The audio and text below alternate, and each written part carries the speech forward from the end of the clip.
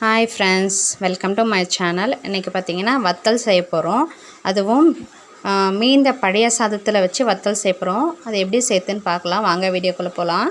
First பார்த்திங்கன்னா இன்றைக்கி சாதம் கொஞ்சம் எக்ஸ்ட்ராவே மீந்துடுச்சு. அதை என்ன பண்ணலாம் அப்படின்னு நினைக்கும் போது சரி வத்தல் போட்டுடலாம் அப்படின்னு சொல்லிட்டு நினச்சேன். அப்புறம் தேவையான கொஞ்சம் கொஞ்சமாக சாதத்தை எடுத்து அது நம்ம மிக்சியில் போட்டு அரைச்சி எடுத்துக்கலாம். அதுக்கு பார்த்திங்கன்னா நம்ம டேஸ்ட்டுக்கு ஏற்ற மாதிரி காரமும் உப்பும் சேர்த்துக்கலாம். பச்சை மிளகா வேணாலும் சேர்த்துக்கலாம், இல்லைனா வரமிளகாவும் சேர்த்து நம்ம அரைச்சிக்கலாம். நல்லா இந்த மாதிரி கட்டியாக பேஸ்ட்டு மாதிரி அந்த சாதத்தை 1:2 நல்லா அரைச்சி எடுத்துக்கலாம்.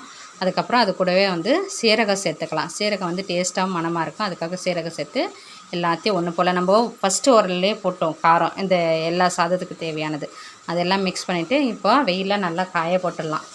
வெயில் இருந்தால் வெயிலில் போடுங்க, அப்படி இல்லைனா ஃபேன் காற்றுல கூட போடுங்க. 2 நாள் ஆகும் ஃபேன் காற்றுல காயறதுக்கு. வெயிலில் போட்டால் அன்றைக்கியே நம்ம என்ன பண்ணலாம், காஞ்சிரும் எடுத்துடலாம். பார்த்திங்கன்னா நீங்கள் பைப்பிங் பேக்கோ கவரோ எதெல்லாம்னா உங்களுக்கு எப்படி இஷ்டமோ அப்படி போடுங்க. இன்றைக்கி பார்த்திங்கன்னா நான் முறுக்கு புழியறதில் வச்சு தான் வத்தல் போட போகிறேன். பார்த்திங்கன்னா கடகடன் வெயில் வந்துச்சு. வெயில்லையே நல்லா போட்டுட்டு வந்துட்டோம். இது பார்த்திங்கன்னா ஒரு 2 மணி போல் எடுத்துன்னு வந்துடலாம். அதுக்கு மேலே போச்சுன்னா நல்லா முறிய காஞ்சிச்சுன்னா உடஞ்சி போயிடும். இது பார்த்திங்கன்னா நல்லா காஞ்சிடுச்சு, எடுத்துன்னு வந்துட்டோம்.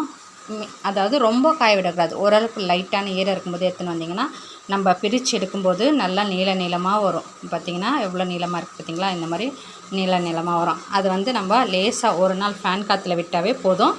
அதை நம்ம பொரிக்கிறதுக்கு அந்த ஈரம் எல்லாம் காஞ்சிரும். வெயிலில் காய வைக்கணும்னு அவசியம் இல்லை. அந்த நைட்டே நம்ம விட்டோன்னா மறுநாளே நல்லா வறுத்தலாம். பார்த்திங்கன்னா நல்லா உடையுது பாருங்கள், ஃபேன் காற்றுலேயே நல்லா இருக்கிற கொஞ்சம் ஈரமும் காஞ்சிடுச்சு. இப்போ எண்ணெய் ஊற்றி பொரிச்சு எடுத்துலாம். இந்த வத்தல் பார்த்திங்கன்னா ரசம் சாதம், தயிர் சாதம், சாம்பார் சாதம் எல்லாத்துக்கும் அல்டிமேட்டாக இருக்கும்.